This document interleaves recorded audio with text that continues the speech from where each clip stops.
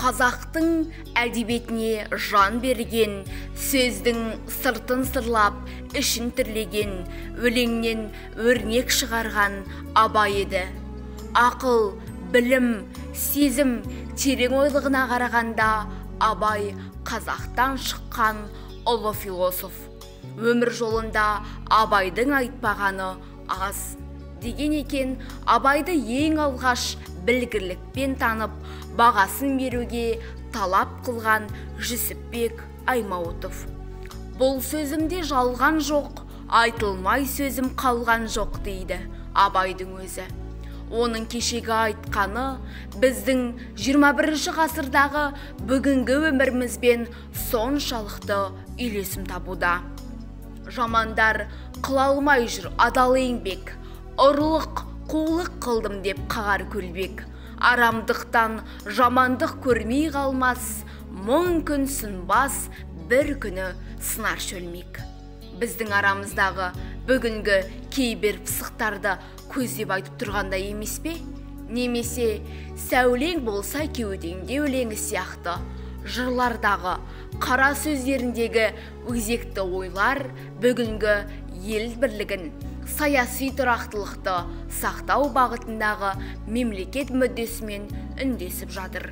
Берекеңді қашырма, ел тыныш болса жақсы сол, деп түйіндейді Абай.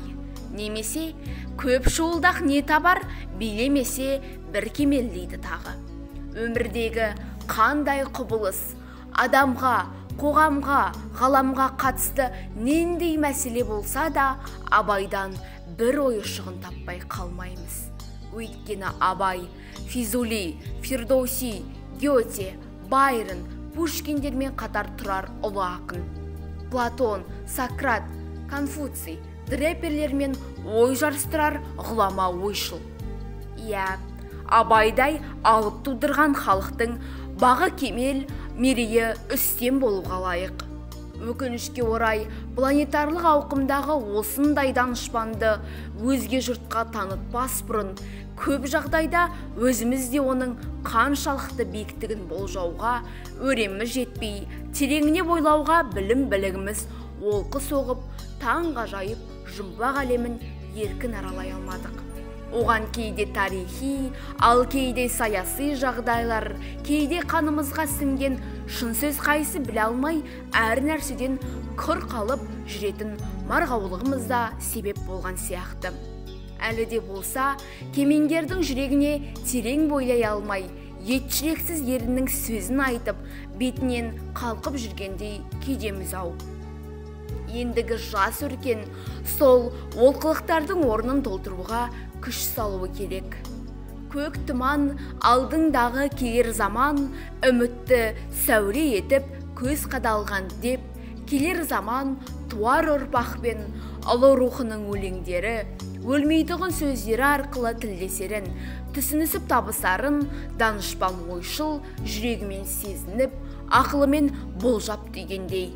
Адамды түзу жолға салуды мақсат еткен ұлы ғұламаның білім, ғылым, оқу, өнер, жас ұрпақ тәрбиесі, ұстаз, шәкірт тақырыбына жазған өлең, қара сөздері, педагогикалық көзқарас пікірлері де теңіздей терең ойлы. Мақсатым тіл ұстартып өнер шашпақ, наданның көзін қойып көңілін ашпақ. Үлгі алсын деймін ойлы жас жігіттер, думан сауық ойда жоқ әуел бастақ. Деп ұлтына ұлағат айтып, ұрпақ санасына ұлы құндылықтарды сіңіруді мақсат еткен кемеңгердің рухани асыл мұрасын жас ұрпақтың зердесіне құйып, зейінін ашу ұлттық білім беру саласының ұлық мұраты дер едік.